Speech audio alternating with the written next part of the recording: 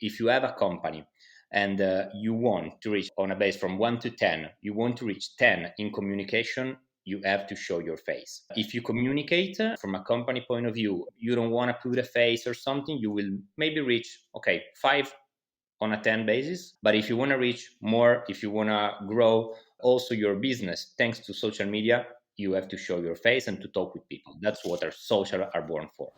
Welcome to the Italian Wine Podcast. This is the next generation with me, McKenna Cassidy. For the next episode, I invite you to explore with me what young adults are up to in the Italian wine scene. Let's feast on our discussion of Italian wine and culture. Grab a glass with us. Chin chin. Welcome everyone to the Italian Wine Podcast. Welcome Emanuele Trono, my guest today. Hello. Hello, thank you so much, McKenna. Pleasure to be here. Thank you for being with us. Listeners, as you all know, I'm McKenna on the Next Generation segment of the Italian Wine Podcast. And today we're blessed with the company of Emanuele, and he's going to share with us about his story as Enoblogger, as a digital wine master, and as these many projects that have linked him both from growing up in Piedmont to now making wine in Tuscany to now evangelizing how to market wines digitally all over Italy and around the world as well. So we're super grateful and excited for this conversation. Thank you so much. It's a pleasure also for me. It's a joy. So you grew up in Piedmont and you're in Torino now, so close to home, I imagine. And it's very, very cool because now people know you as Enoblogger. You have over 100,000 followers on Instagram. And it's a very cool following because people have taken such interest in the topics that you discuss, not only involving art with wine and food and culture, but bringing all those details together to make meaning for people to write stories about their wine and their projects. So as a wine storyteller, you started off in business and management at the University of Torino. You had a master's degree in Italian wine culture at the University of Gastronomic Sciences in Polenzo. Then you started to make kind of a professional career of making wine language clear and engaging. So this is so unique. We know a lot of Italian wine influencers, as it's called, but I think the way you've written a business plan to be able to execute this, I'm just so excited to hear about this today. So I'll hand the floor over to you for a moment. Would you please share about kind of your age, if you would please share it, your background and how you first kind of met wine and got into these projects? Yeah, absolutely. First of all, it was a great presentation. Absolutely. So thank you so much.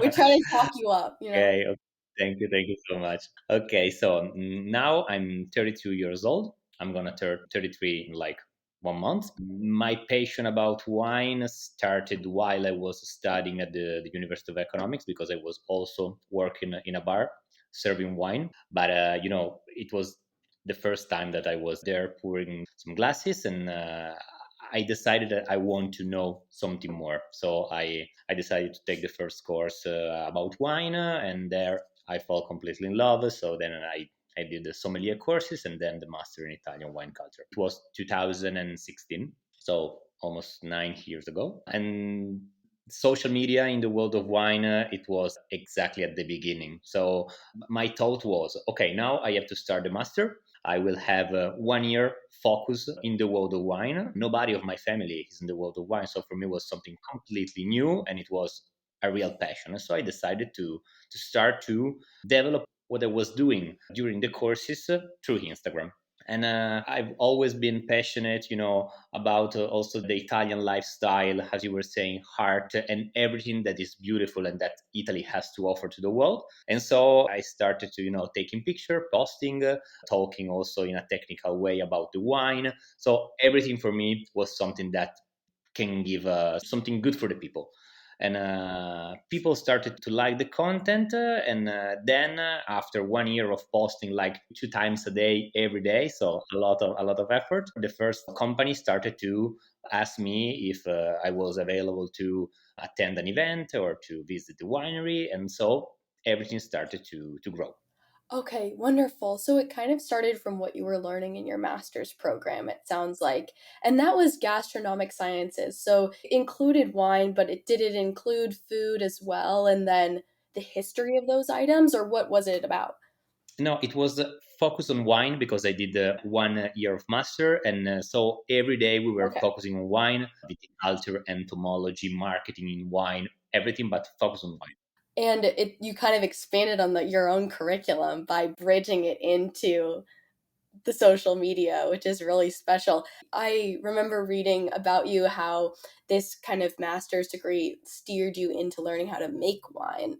What was that like? And I know later we'll talk about the wine you're making now, but what was that moment like?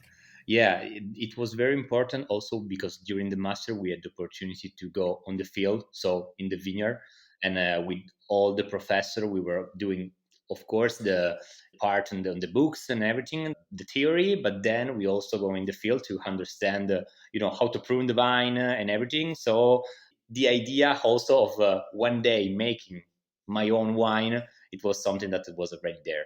And It was then available later we will to. tell. But yeah, yeah, yeah. Of course, in the first moment, I understood that I had, to know more about wine. So during the year after, starting from 2017, I had the opportunity to travel. Till today, I'm still doing it and to visit a lot of wineries, a lot of countries. And this for me is the most important thing because I have the opportunity to talk with a lot of, enologists, agronomists. And so the master continues. Yeah, of course. It never really ends. It's Exactly. just a continual inquiry, Exactly. and curiosity is the fuel. Yeah. That's awesome. So let's dive into that a little bit more. How would you describe your digital wine master courses? And what does that mean to someone who's interested in learning more about what you're willing to teach them? Yeah, absolutely. Well, with Stefano, my colleague, that you also probably know, Italian Wines, when we decided to start our wine project, we had also the opportunity that we want to give something back to the audience that were, always looking at our stories and making beautiful trips, tasting good wines. So we wanted to give something back to them. And so, thanks to all the connection that we had with the people in the wineries, we had the opportunity and this idea to create the digital wine master. That was a course of 15 lessons where we arrived at the third edition now. And when we were talking with all the people that we met in the wineries about this idea, they were, oh wow, this is very good, and we don't want to be as impersonal to take the courses. Yeah, we did something also, but for us it was important that the people that want to join the course have the opportunity to talk direct to the people that are every day in the wineries. So this was the idea behind. And when we were starting and we talked with the people, and everyone from the wineries, from the important wineries, say, "Yeah, I want to join this project because I think that young people, young generation." Need to have the opportunity because in our mind there was also the opportunity that the people that were attending the digital wine master have maybe the opportunity to do some internship with the in the wineries, and this was something that happened. So for us it was the most important thing. Yeah. That's very special. So it sounds like in a way you were for the first time codifying, like putting in writing what it took to do what you had done or what it would take, writing it down. I had a professor in my philosophy class who said, you don't ever have a real idea unless you write it Yeah. down, unless you like manifest it, put it on paper. And in this case, it's very interesting to be able to teach something is a very ancient indicator of having true knowledge. And so to be able to create and establish a course from this that clearly establishes fruitful relationships moving forward. I mean, Yeah, that's probably a sign of success to you. absolutely. And the most important things, and also why we decided to do that, it was because a lot of people through social media were asking us, I'm passionate about wine, how can become a job? And so we decided to give the opportunity them to have the most important people in the wine industry that can teach them. And it was everything live, then recorded.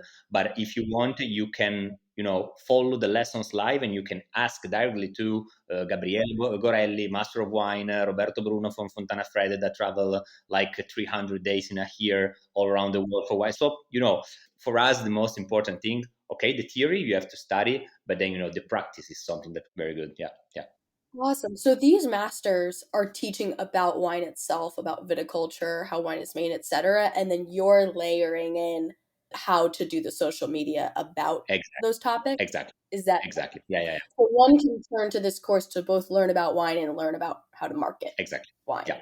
Okay. This is the idea. Wow. Absolutely. Yeah. This is amazing. And this project started how many years ago It now? started 3 years ago. 3 years And ago. Wow. yeah. No, it's something that we are very, very happy. How many students have you had? Are you able to disclose? Well, in total, probably around 150, 160 through the different courses. Yeah.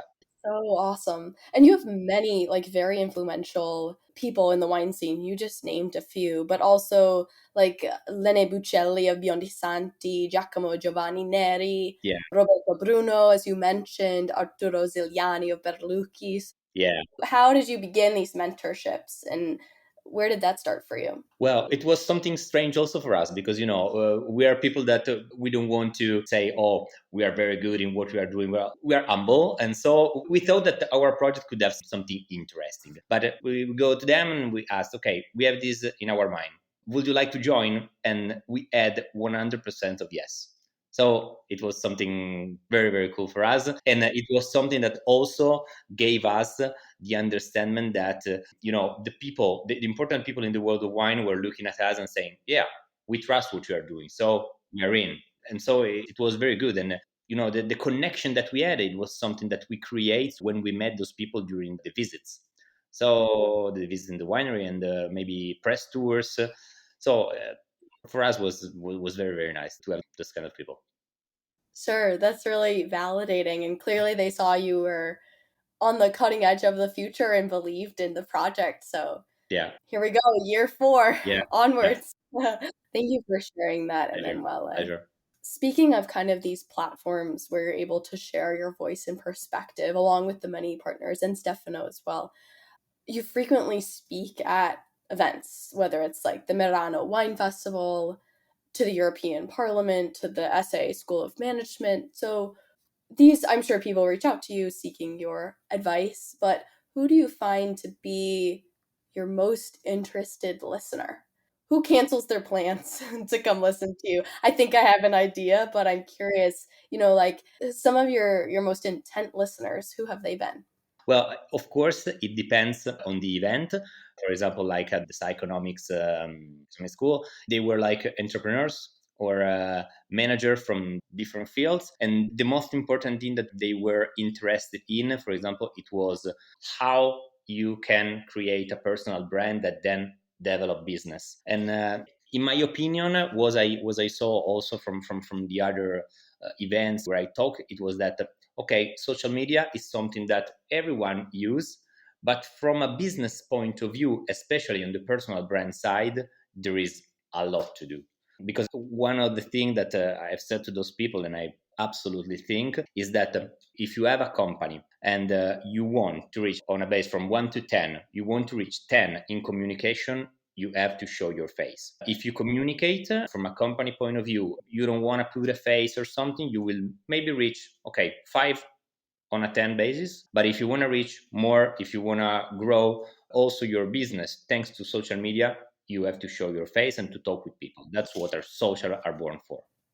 That's fascinating. Do you find a barrier of people concerned about showing their face? They're uncomfortable with filming themselves. What's that conversation like?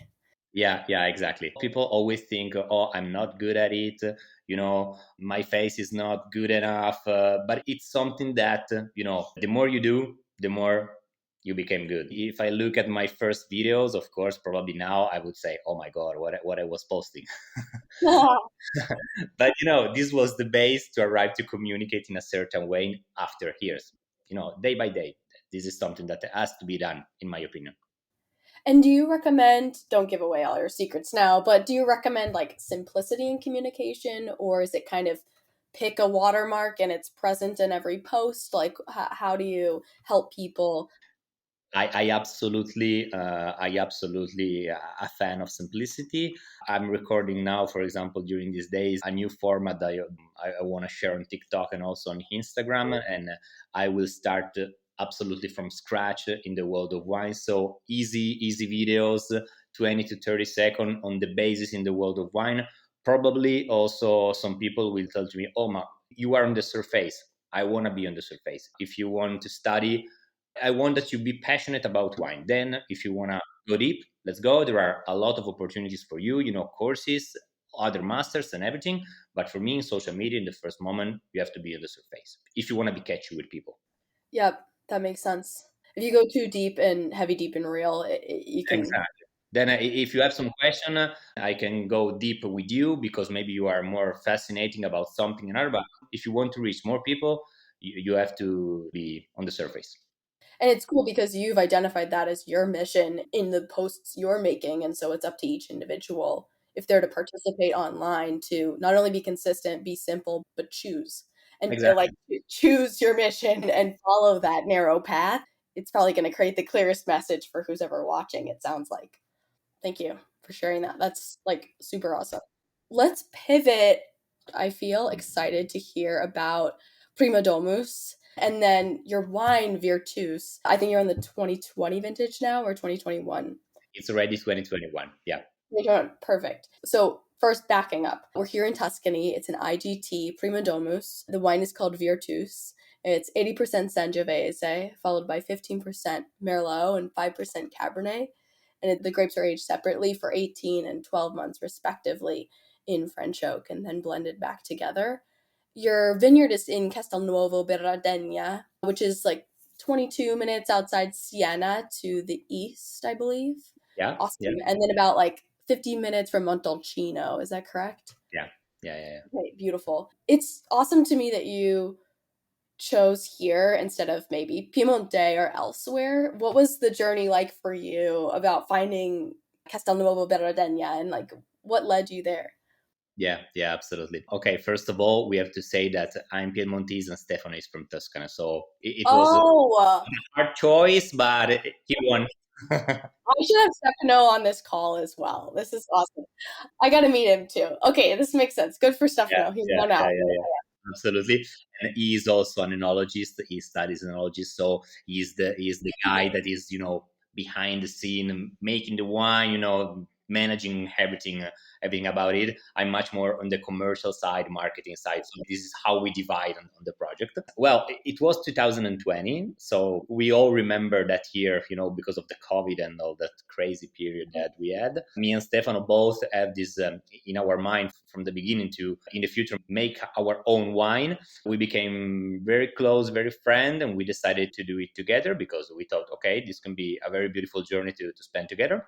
And during all the trips, we thought that Castelnuovo Berardenga, it was an interesting place where we could do the wine that we have in our mind. So we started, to look for vineyards and everything. We rented it. We found these three hectares of Sangiovese, Merlot, and Cabernet Sauvignon. And so we started our journey there. Of course, making wine is not as making a story on Instagram, so the time is a little bit longer. So the first bottle came out in December 23, and it was the 2020. We came out with 6,000 bottles. So of course we didn't vinify all the potential of the vineyards, but we have to understand, how the public and the market response. It was very good because the 6,000 bottle went sold out in 10 months. So yeah, we had a very, very, very Congratulations. cool That's feedback. really Yeah, awesome. thank you so much. You sold it all in Europe for the first year and then abroad, or you? Europe and also United States. Okay, Yeah, wonderful. we also started with United States, and the important thing it was that a lot of important Michelin star restaurants in Italy started to buy our wines, like for example Krakow and Milano, and so we work on the communication from this point of view. Of course, for us, communication and marketing is absolutely important. So also the visual idea behind, the label, it's very important. So we chose the name Prima Domus because for us it was like to put the first rock in this project. And the name of the wine that is Virtus, it means courage. So for us, two young guys that decided to start this project, we need a lot of courage. And also the Minerva goddess on the label means you have to follow your path, your dreams, and you have to work hard to to reach the goal. So this is the idea. This is very awesome. Thank What do you think about the wine attracted like a luxury consumer? It's not hundreds of dollars. It's reasonably priced. It's delicious. It's a fabulous, like very thoughtfully made blend. But Was that your target consumer from the start? Was those type of on-premise restaurants, or how did that consumer come about? Well, our idea, it was, of course, that if we had some important and recognizable person on a high target that decided to, taste our wine, and hopefully how it happened like this, it could help us, to be interesting also for other people. But our idea, it was not, an high target, because our wine, it's around 30 euros on the market. So it's something that is manageable almost by everyone. Our idea, it was that also, young people had the opportunity to taste it. And the first part of the launch that we did in December 2023, we did it only using the newsletters and communicating to the people that were following us. And yeah, like in 1 month, we sold 1,000 bottles just to the people that were following us. Oh, wow. Yeah. Okay. So because we wanted to see how was the response of the true fans that were following us. So we decided to start in this way, and then we moved to the Oreca side. Okay, so because you already had this foundation, you were able to strongly communicate and launch the product using the strengths you already had in place. Also, for those who are listening to the podcast today, the marketing images for Prima Domus are rad. They're so fun. Emanuele and Stefano are like pouring wine all over the place. They're very high resolution but creative images that almost have this like playfulness, and you can almost see the movement in the images as well. I highly recommend checking them out on the site. They're unique and inspiring, and it's actually hard to find some unique art in this way these days, and like this really stuck out. So congrats to that. It's really sharp. Thank you so much. Thank you so much. You have a ton of fans of this wine around the world. I follow your posts when it's on menus, and I was looking up the wine, and Panzanella and Sons in New York has a Yeah, son yeah. who's your same name, your same birthday, and also loves the wine. So even though it's not their Emanuele, they still are supportive of your wine. Exactly. This is awesome. I want to ask if there's anything else that you would like to add and share for the listeners today. Well, what I want to share is that, the world of wine gave me a lot. And I think that we're giving something back to it, but we want to do even more.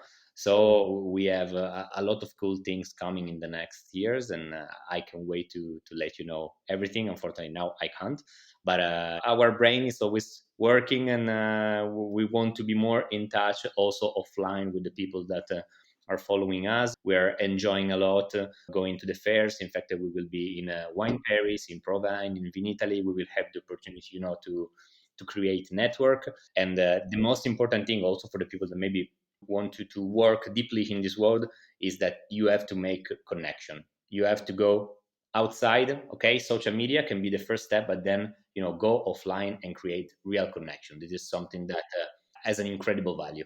Cheers to that. Thank you for sharing that. I feel like I've learned so much on this podcast, not only about creating a consistent and clear message, but sticking with it over a period of time because of what you had committed to in 2016.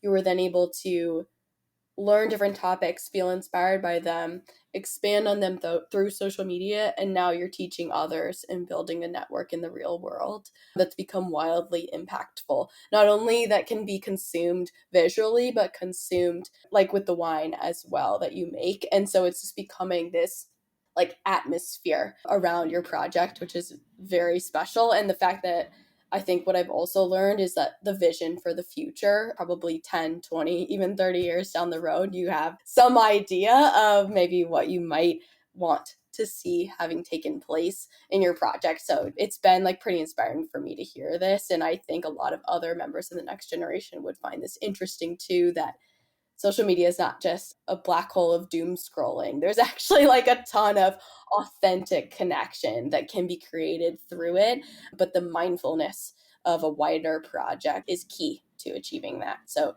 Absolutely, totally agree. You have to awesome. write it down. Write it Yeah, down, and then I go. you gotta write it down, take that idea, make it real, move forward. Exactly. Exactly. Please thank Stefano as well. I lament that he wasn't on the call today, but maybe we'll do a rerun. But it was so, so good meeting you and your expertise. We really appreciate your time on the Italian Wine Podcast. So thank you. Thank you so much. Thank you so much for having me, and it was a pleasure to share something with you. Cheers. Thank you so much. Cheers to you. Tante grazie. Thanks so much for being here with me today. Remember to catch our episodes weekly on the Italian Wine Podcast, available everywhere you get your pods. Salute.